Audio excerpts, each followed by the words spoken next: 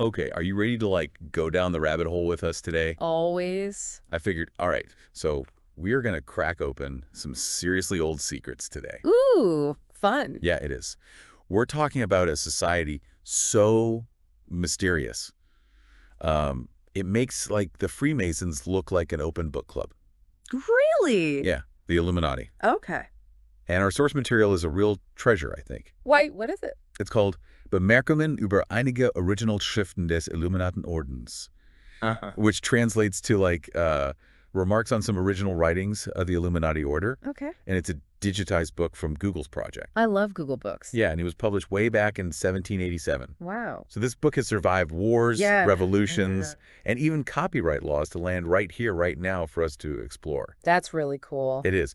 So what I'm dying to know is what secrets about the Illuminati can we actually glean from this text? Yeah. Like, what can we learn about them, not from the conspiracy theories, but from their own words? Well, to really grasp the significance of these writings, we need to rewind the clock back to 18th century Bavaria. Okay, Bavaria, 18th century. Yeah, picture this. The year is 1776. The American Revolution is in full swing. I love that visual. And ideas about reason and enlightenment are sweeping across Europe.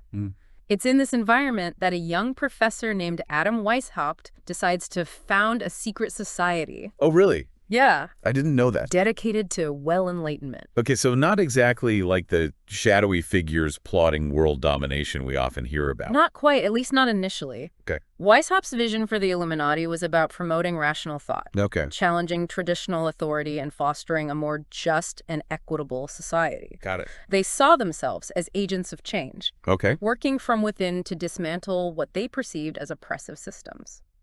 So more like revolutionary than like conspiracy to control the world. Yeah. But I have to ask, like, why all the secrets? If their goals were so noble, like, why operate in the shadows?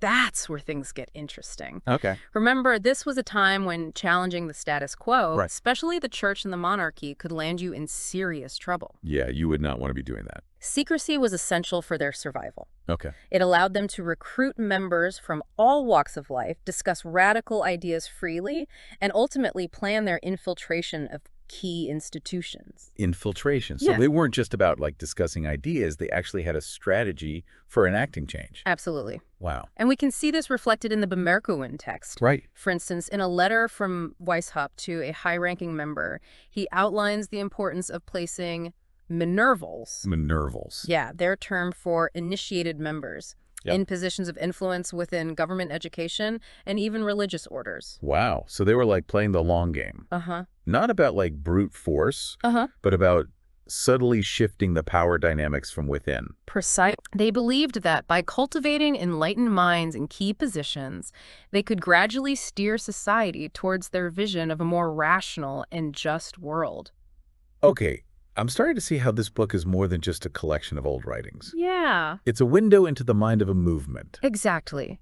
And what makes it even more fascinating is that the book itself, like the physical copy that was digitized, contains marks, notations, and other marginalia. Marginalia. Uh-huh. It's like a conversation between the Illuminati and their readers across centuries. Wait, so people were like scribbling notes in the margins of a book about a secret society? That's kind of risky, isn't it? It is. Yeah. And that's what makes these marginalia so intriguing. Right? They could be reactions to the text interpretations, even counter-arguments. Imagine finding a handwritten note from someone debating the Illuminati's own strategies right there in the margins. That would be incredible. It would. It's like holding a piece of history in your hands, getting a glimpse into how these ideas were received and debated centuries ago. Yeah, it's like having a direct line to the past, allowing us to engage with these ideas in a way that's simply not possible with most historical documents. I'm already hooked. Good. So where do we even begin with a book like this? Oh. I mean, there are like pages and pages of text, letters, rituals. Yeah. How do we make sense of it all? Well, one way is to focus on those marginalia, like those little whispers from the past. Okay. For example, there's a passage in the book where Weishaupt discusses the Illuminati's internal grading system. Wait, hold on. A grading system? Mm-hmm. They were giving out grades for being in a secret society. They were. Wow. And this is where those marginalia get really interesting. Right? Right next to that passage, there's a handwritten note believed to be from a later scholar questioning the effectiveness of this grading system. He argues that it created unnecessary hierarchy and competition within the order. So even back then, people were debating the inner workings of the Illuminati. Yeah. It's like we're getting a front row seat to a centuries-old debate. Exactly. And that's just one example. Okay. There are countless other notes, markings, and even doodles scattered throughout the book, each one offering a potential clue to how the Illuminati were perceived and understood over time. Okay. You've convinced me. These marginalia aren't just scribbles. They're like hidden treasure waiting to be uncovered. And the best part is, thanks to Google Books, we don't even need a magnifying glass and a pair of white gloves to explore them. Right. We can zoom in, analyze the handwriting, and try to decipher the stories behind those marks. This is going to be like a historical detective case, isn't it? It really is. We've got our source material, our suspects, and now we need to piece together the evidence to separate fact from fiction. Precisely. Uh-huh. And who knows what other secrets we might uncover along the way. All right. I'm ready to dive in. But before we get lost in the maze of marginalia, I think we need to take a closer look at this disclaimer section on Google Books. Oh, yeah. There's this whole section about usage guidelines, Mm. non-commercial use, no automated querying. Are we even allowed to be doing this? Well, I think we're safe. Okay. These guidelines are more about protecting the integrity of the digitized materials and ensuring they're used responsibly. So no getting rich off this episode, huh? Well, knowledge is its own reward, right? True. Yeah. But, it's funny because one of the biggest misconceptions about the Illuminati is their supposed obsession with wealth and power. Yeah. I mean, this disclaimer specifically says non-commercial use, and I can't help but think that the irony wouldn't be lost on the Illuminati themselves. Exactly. Here we are discussing their secret writings, which are now freely available online. Mm-hmm. And the biggest rule is don't profit from it. Yeah. I wonder what they would think about that. It's a fascinating question, isn't it? It is. After all, the Illuminatis were deeply concerned with controlling information, with Right. keeping their knowledge secret and restricted, and now their own words are accessible to anyone with an internet connection. It completely flips the script on their entire philosophy. It really does. And it makes me even more curious to dive into this book and see how these themes of knowledge control and secrecy play out in their own writings. Well, that's what we're here for, isn't it? You got it. To explore those very questions and see what insights we can uncover. It's kind of funny Boys. that we're discussing the Illuminati's aversion to commercial use while simultaneously benefiting from Google's digitization project. Right. It's like we're benefiting from the very thing they sought to control. Yeah. The spread of information. Exactly. And speaking of controlling information, let's delve into the specifics of how the Illuminati actually operated. Yeah. We touched on their infiltration strategies, but the Bemerkungen text reveals a level of meticulous planning that's truly remarkable. Okay, give us the inside scoop. What kind of strategies are we talking about? Well, remember that grading system we mentioned earlier? Yeah, the grading system. It wasn't just about ranking members. It was about carefully assessing their skills and talents to determine the best fit for their infiltration efforts. Oh. They had specific criteria for identifying individuals who could rise within various institutions, government, academia, religious orders, you name it. So it wasn't just about being smart or influential. Right. They were looking for specific skill sets to match their goals. Precisely. For example, they had a designation called insinuator. An insinuator. Which, as the name suggests, referred to individuals skilled in persuasion and subtly influencing others. Got it. They were tasked with infiltrating social circles, Okay. spreading the Illuminati's ideas under the guise of casual conversation. So sneaky. It's like social engineering, but in the 18th century. Right. Exactly. And it's a tactic that's echoed in their writings. Yeah. There's a passage in the Bemerkungen where Weishaupt advises members to always appear as the friend of the present order of things. Interesting. So basically blend in and avoid drawing suspicion. So they were like masters of deception. Yeah. But was it all about manipulating people? Didn't they actually believe in their ideals of enlightenment and social reform? That's a complex question. Yeah. And one that historians continue to debate. I bet. On the one hand, their writings are filled with genuine passion for reason, Oh. education, and social justice. Yeah. They saw themselves as liberators, Okay. freeing minds from the shackles of superstition and tyranny. But on the other hand. Well, their methods were undeniably manipulative. Right. They encouraged members to conceal their true affiliations, Right. to use deception and subterfuge to advance their goals. Got it. And this, of course, is what fuels the conspiracy theories. Right. The idea of a secret group pulling strings from the shadows. I see what you mean. It's like this blurry line between genuine idealism and a hunger for power. Yeah. It makes it hard to pin down their true motives. Precisely. And that ambiguity is part of what makes the Illuminati so fascinating. Right. So endlessly debatable. I can see that. Were they truly dedicated to enlightenment, or were they simply power-hungry individuals hiding behind lofty ideals? Right. The Bemerkungen text offers clues, but it doesn't provide easy answers. Yeah. Speaking of clues, what about those marginalia? Yeah. Do they shed any light on this debate about their motives? They do. And it's here that things get really intriguing. Okay. For example, there's a note scribbled next to a passage where Weishaupt discusses the importance of infiltrating Masonic lodges. Oh. The note, written in a different hand, challenges this strategy, arguing that it's too risky and could expose the order to unwanted scrutiny. So even within their own ranks, there were disagreements about how far to take their infiltration efforts. Exactly. It suggests that there wasn't necessarily a unified vision within the Illuminati. Okay. There were factions, debates, even internal power struggles. Wow. And these marginalia offer a glimpse into that hidden world, Mm-hmm. a world where even those dedicated to secrecy couldn't always agree on the best way to achieve their goals. That's juicy. It's like we're peeling back the layers of a secret society, revealing the human drama unfolding behind the scenes. And the more we delve into the Bemerkungen text, the Mhm. more we realize that the Illuminati were not a monolithic entity. Okay. They were a collection of individuals, Right. each with their own motivations, ambitions, and interpretations of Weishaupt's vision. Okay, so we've got these internal debates, these complex strategies for infiltration, and this constant tension between idealism and manipulation. Yeah. It's a lot to take in. It is. But amidst all of this complexity, there's one element that stands out as particularly intriguing. What's that? And it ties back to what we were discussing earlier about the non-commercial use guideline. Oh, yeah.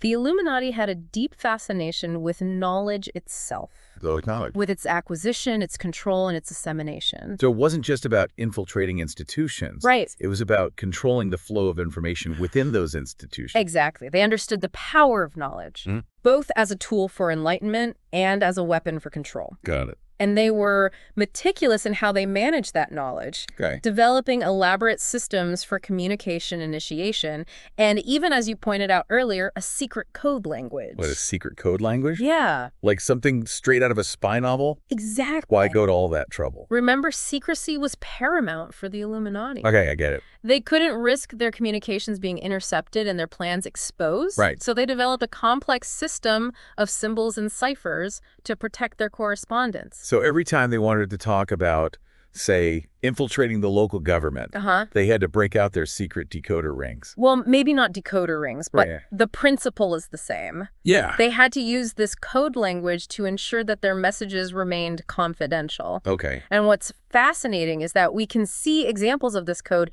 in the Bemerkungen text itself. There are letters that at first glance seem to be about mundane topics like gardening or music, Wow. but upon closer inspection, reveal hidden layers of meaning when decoded. So they were hiding their plans in plain sight. Exactly. That's next level subterfuge. It speaks to their sophistication, Yeah. their ability to operate on multiple levels, blending in while simultaneously pursuing their hidden agenda. Okay, this is blowing my mind. We've gone from a group of enlightenment-seeking intellectuals to a secret society with a complex grading system, infiltration strategies, and a secret code language. It's like something out of a Dan Brown novel. It is quite a story, isn't it? It is. And we're just scratching the surface. Right. The Bemerkungen text offers a treasure trove of insights into the Illuminati's inner workings, their motivations, and their lasting impact on history. Oh, I'm officially hooked. But I have to ask, if the Illuminati were so obsessed with secrecy, why did they even write these things down in the first place? That's an excellent question. Yeah, I think so too. And it gets to the heart of the inherent paradox of secrecy. Oh, God. To maintain their operations.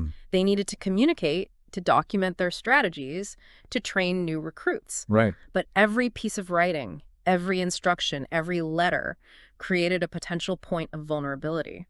So they were constantly walking this tightrope between maintaining their secrecy and ensuring the continuity of their organization. Exactly. And that tension, that constant need to balance secrecy with functionality, Right. is reflected throughout the Bemerkungen text. Okay. We see it in their elaborate initiation rituals, their careful vetting of new members, Right. and their constant warnings against betrayal and exposure. Sounds like being in the Illuminati was a high-stakes game. It was. One wrong move, and the whole thing could come crashing down. Exactly. And that's what makes their story so compelling. Yeah, I can see that. They were playing with fire, dancing on the edge of exposure, all in pursuit of their vision for a more enlightened world. Okay, you've definitely painted a vivid picture of the Illuminati's inner workings. Glad to hear it. But what about their impact on the outside world? Well, Did they actually succeed in influencing society, or were they just a bunch of intellectuals playing secret society in the shadows? that's where things get even more complicated. Okay, I'm ready for it. And it's a topic we'll need to delve into further in the next part of our deep dive. All right, so we've spent all this time talking about the inner workings of the Illuminati. Yeah, we have. Their strategies, their structure, even their secret code language. Right. But, what impact did they actually have on the world? Did they manage to achieve their grand vision of enlightenment, or were they ultimately just a footnote in history? That's where things get really tricky. How so? You see, measuring the Illuminati's impact is like trying to weigh smoke. Okay.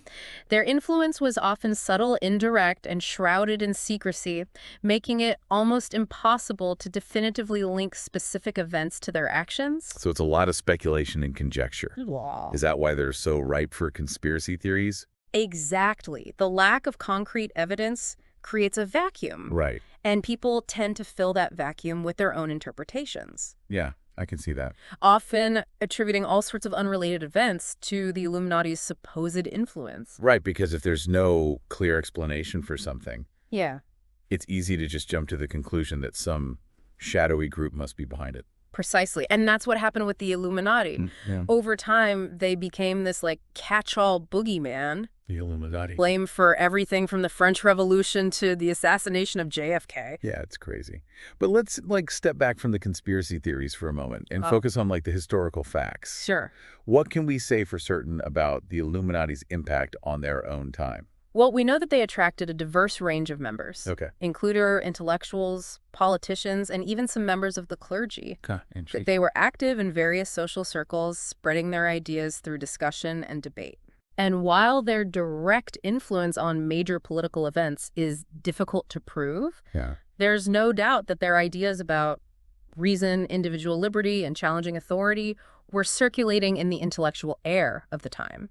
So they were part of a larger conversation. Yeah, A movement towards enlightenment Right. and social change that was sweeping across Europe. absolutely. And it's important to remember that this was a time of immense upheaval, Right. with revolutions brewing in both America and France. Yeah, for sure. The Illuminati were not operating in a vacuum. Right. They were part of a broader intellectual and political ferment that was challenging the established order. Makes sense. But if their ideas were already circulating, how much impact did the Illuminati themselves actually have? That's a tough question to answer definitively. Yeah, Their secrecy makes it difficult to track their influence. I can imagine. And it's likely that much of their impact was indirect, Okay. influencing others who then went on to spread those ideas in their own circles. So it's like a ripple effect. Oh. They might have been the initial drop in the water, but the waves spread out far beyond their direct control. Exactly. And that's perhaps their most significant legacy. What do you mean? Their contribution to a broader intellectual shift that ultimately led to significant social and political changes. Okay, I'm starting to see how their impact is more nuanced than simply saying they caused this event or that revolution. Yeah. It's more about their ideas seeping into the culture, Right. gradually shifting the way people thought about power, authority, and individual freedom. Precisely.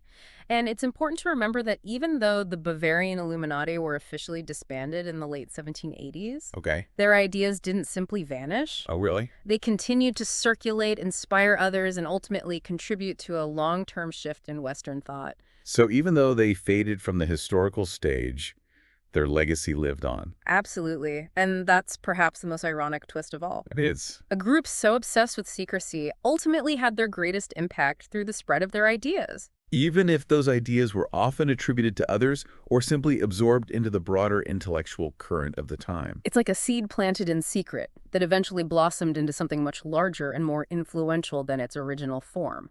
A perfect analogy. I think so too. And that's what makes studying the Illuminati so fascinating.